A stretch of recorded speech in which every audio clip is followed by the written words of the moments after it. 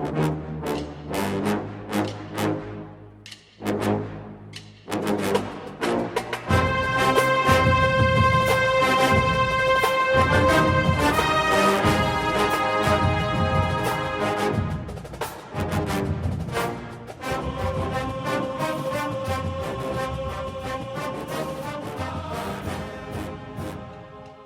morning, Bucknutters. Welcome to the Bucknuts Morning 5 here on Monday, December 17th, 2018. I am Dave Biddle. Very happy to be joined by Alex Gleitman. Alex, let's start with Mike Weber announcing he's turning pro. No surprise. I mean, you know, he's a fourth-year junior. I think we all knew he wasn't coming back as a fifth-year senior. J.K. Dobbins kind of let it slip last week anyway, which is kind of funny. Then he tried to kind of backtrack. But, you know, I mean, we all knew Mike was turning pro, but he made it official. Kind of like what Draymond Jones did, but Mike's still going to play in the Rose Bowl as far as, you know, as far as I've been told. Just your reaction to the Mike Weber news. Yeah, I mean, I can't say I'm surprised. I think Weber is a guy who wanted to go pro as early as he could. I guess, you know, it was a couple years back when, or I guess at least after last year, that was the first year he was eligible to go pro, and he obviously had an injury that kind of hampered him all of last season. He obviously had some injuries this year that affected him a little bit as well, but I think he ideally wanted to go pro after last season, which would have been his second full season as a starter had he not gotten hurt at the beginning of the year. But he did get hurt. J.K. Dobbins kind of took the driver's seat there. Mike still had a decent year for a guy who was pretty banged up and then came back this year, and I think, you know, having Dobbins there, just knowing how many miles, you know, it's a limited number of miles that you have on those legs as a running back. And I think understanding kind of where he is as far as sitting on NFL teams' draft boards, I don't think he's a guy, again, he's going to come back and either J.K. Dobbins is going to be the lead or they're going to split carries again. And I just don't think his stock is really going to go up next year. So I think it was a really smart move by Mike Weber. I'm not surprised whatsoever based on what I was hearing. And I think he's probably a guy who's a middle to late round pick. I think he could be a decent second running back on a team. You know, everyone's kind of using two or maybe even three backs in the NFL these days. So I think he's going to have an NFL career. I don't know how long it will be. I think he will be drafted. I think he will make a team. And I think he can make an impact in the league. And I think, you know, for a guy who's now been on campus 4 years, it's probably the right move for him. Looking ahead to next year at the running back spot, I mean, depth could be a concern. Let's go through some of the guys. Obviously, Dobbins will come back. He has a chance to be just the second Ohio State running back to go over 1,000 yards in 3 different seasons, joining someone named Archie Griffin. So that'd be pretty cool company if he could do that, and I expect he absolutely will. So J.K. Dobbins will be back. But then behind him, Demario McCall, who also can play H-back wide receiver. I imagine he'll play more of a running back role next year. We shall see. I'm sure they'll move him around a lot. Master Teague will be back, and he'll be a redshirt freshman. He's only played in 3 games so far. Even if he plays in the Rose Bowl, he can still redshirt. We'll see about Brian Snead. We can't really say too much, but we've heard Brian Snead might not be back on the team. We'll find out more about that. Ohio State, kind of the mum is the word right now on Brian Snead for the listeners out there. Ohio State is saying nothing about it, but we're not hearing necessarily good things about Brian Snead's future, but we'll find out more about that. And they also have the incoming recruits. They got Marcus Crowley coming in, Steele Chambers. I know he can play different spots, but are you concerned about running back? And do you think a guy like Steele Chambers will stay at running back? Just break it down next year for me. I wouldn't say I'm concerned. I mean, I think you got J.K. Dobbins. He's a guy who's proven durable. Let's see how he does, I guess, when he's the guy for an entire season. As you said, Demario McCall is a guy who I could see him being used like Curtis Samuel was a couple years ago, where he's kind of split between the H receiver position as we saw a Paris Campbell or a K.J. Hill this year, but he's also featured in the backfield a number of different times. You saw how he was featured coming out of the wheel routes and things like that, kind of late down the stretch this season. I think there's a lot of pluses and a lot of mismatches that you can be had by putting him back there. So I think he's definitely a guy who will see reps, and I think Master Teague or Brian Snead, at least one of them will definitely see reps. Now, as you said, Brian Snead, no matter what's being said, the bottom line is the guy was set to play, something happened, and then he clearly didn't play the rest of the year. I know he's been practicing. I know he still is on campus as of today.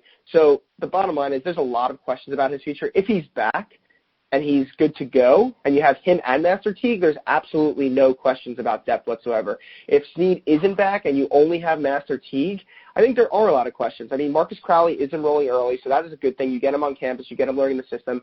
Maybe he's Florida's Gatorade Player of the Year, so maybe he is a guy who can have more of an impact than we think. But Steele Chambers, back to your question, I personally see him as a linebacker long-term. I think when you have a guy of his size that's that athletic and can move like he can, I love playing him on defense at linebacker. I think Ohio State has a need at linebacker. I think they'll always be able to get running backs at Ohio State. And I think in 2020 you already have one in Darvon Hubbard. You have the potential to add one, maybe two more guys. I think they'll be fine long-term at running back. So I could see Steele Chambers coming onto campus as a running back, and maybe even in year one he stays there. But I like his future long-term at linebacker. But you know, there's been guys like Marshawn Lattimore. I love his future long-term at receiver. I thought he could have been an unbelievable electric receiver at Ohio State.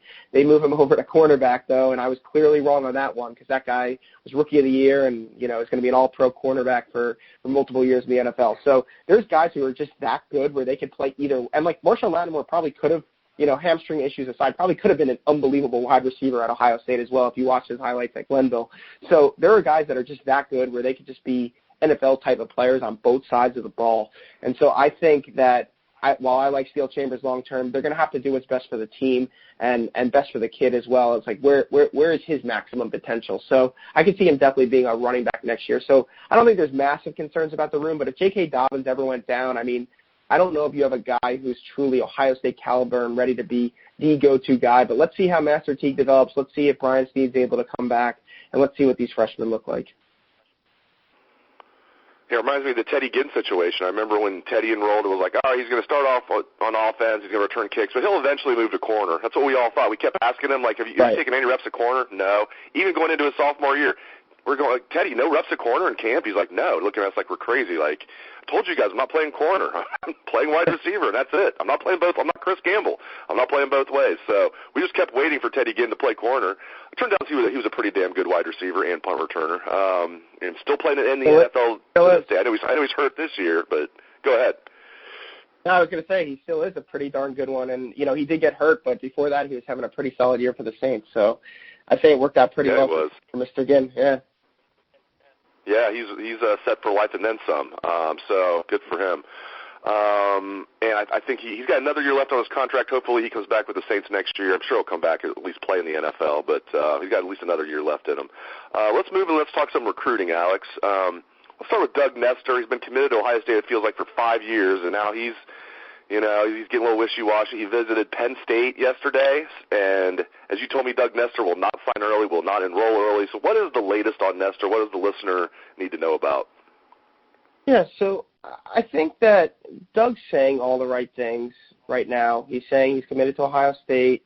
He did take his official visit last weekend. All the vibes out of there from both sides of the thing were really good. Ohio State, feeling pretty optimistic that they'll eventually keep him. And Doug, saying all the right things about, staying with Ohio State, but that he's just going to take some visits, blah, blah, blah. And we've even had a poster on our board, which we appreciate, they're someone who's friends with the Nestor family, and I appreciate all the posters' contributions when they have an opportunity to be so involved with a situation, to be able to chime in on the boards. It's always a great value for those who are subscribers on the front row. And we had a poster chime in and say how pretty much all was good with Doug. They were like 85, 90% sure he was going to sign with Ohio State. Georgia was the school they were worried about. But here's the deal for me. Doug Nestor was supposed to sign early and enroll early. And he made the decision to not do that any longer. And so for me, that's a huge red flag. I don't care what he's saying. I pay attention to what he's doing right now. And with the coaching change of Urban Meyer to Ryan Day, I think it's more so Greg Stadrara's status being up in the air as well. I think Doug Nestor, I'm not saying he's decommitted right now. I think he's still committed to Ohio State. But what I think is going on is he's saying, things have changed since I committed to Ohio State. There's some uncertainty right now. The head coach has changed. I don't know who my position coach is definitely going to be. I want to see what's going to happen there, and I want to explore other options to make sure Ohio State is still the right place for me. So now you have Doug Nestor, who took an unofficial visit to Penn State yesterday. You have him supposed to take official visits in January to Penn State, Georgia, and Virginia Tech. You can't sit there and tell me that it's just for fun and that he's 85, 90% committed to Ohio State. Ohio State has to treat this kid as if he's uncommitted to their program, that he's not a commit, that maybe they have the lead, but they have to close this kid in January. Because when you had a kid who planned to sign early and enroll early and is no longer doing that, and on top of that taking 3 official visits to schools, especially at Penn State where he's now taken 2 visits on his own dime, and I know he's saying he just went to support teammates and whatnot and things like that. Again, I don't care what he's saying. I'm looking at what he's doing. And taking 3 official visits in January to Penn State and to Virginia Tech, that's not like you're going to Hawaii or USC or Miami. Those are business trips. And he's been to Virginia Tech on an unofficial visit. He is going there to see if Virginia Tech or Penn State or Georgia are the best schools for him to go to for his academic and athletic career the next 3 to 5 years and then beyond that. So for me, again, the way I'm seeing it is this kid, I would view him as uncommitted if I was Ohio State, and I would recruit him as such. I wouldn't say it's over and done with as I would with maybe a Jordan Battle, where I think that one's 95, 99% going to Alabama. But I would say that Ohio State definitely has a lot to worry about, and they definitely need to do a strong job closing this kid in January so that they can end up signing him in February. Looking at the 2020 class, which still looks good on paper, but we'll see. Paris Johnson, the highest-rated member of that class, 5-star offensive lineman Paris Johnson, visited Notre Dame this weekend. I mean, what's going on here? How nervous should Ohio State fans be about this? Yeah, I mean, I think there's definitely some concern. Paris Johnson was very close to Urban Meyer. Him and his mom were very close to Urban Meyer.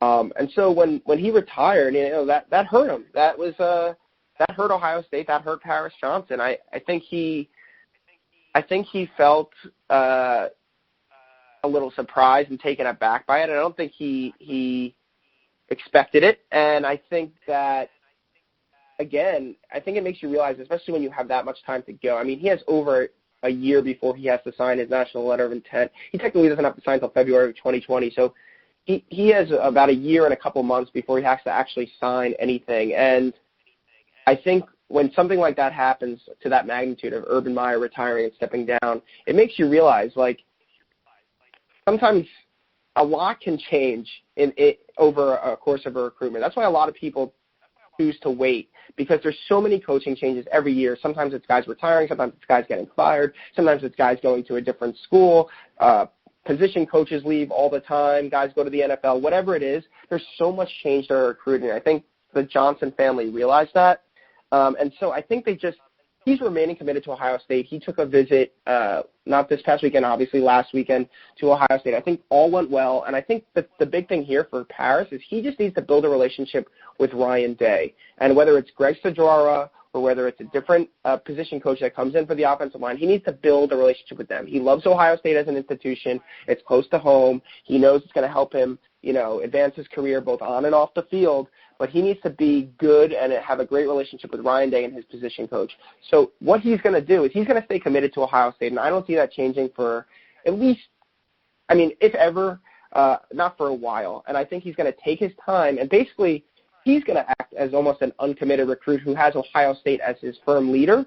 But I think he's going to be a guy who visits Notre Dame. He's going to be a guy who visits Florida State. He might go out to Stanford again. He's going to go to a number of different schools, to continue building relationships with them, and just like Nestor, make sure that Ohio State is the right place for him. And I think I have just a gut feeling right now that in the long term, Ohio State is going to be the place for him, but I just think he needs to get to a place both mentally and emotionally where he feels as strongly about Ryan Day and whoever his position coach is as he did about Urban Meyer when he was the head coach of Ohio State. So from a nervous meter, I would say definitely time to start getting a little bit nervous, but I think you have a long way to go before there's any sort of resolution. So I would just let it ride, know that he's going to take a bunch of visits, but also know that Ohio State still is the leader in the clubhouse right now.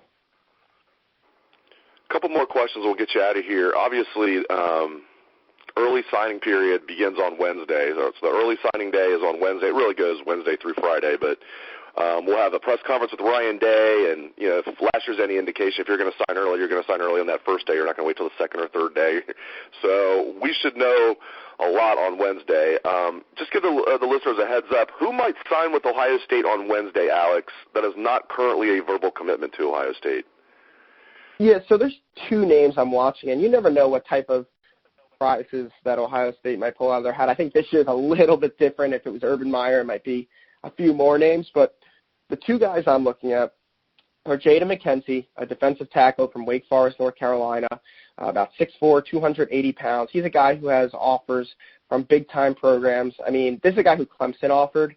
And so when Clemson offers a defensive lineman, I don't care if he's rated, a 1-star or a no-star. He's pretty darn good. He's actually happens to be a 3-star, but I think he's a guy who's probably Ohio State views as a 4-star talent. Jada McKenzie, I think, will sign with Ohio State. A lot of people thought it was going to be North Carolina.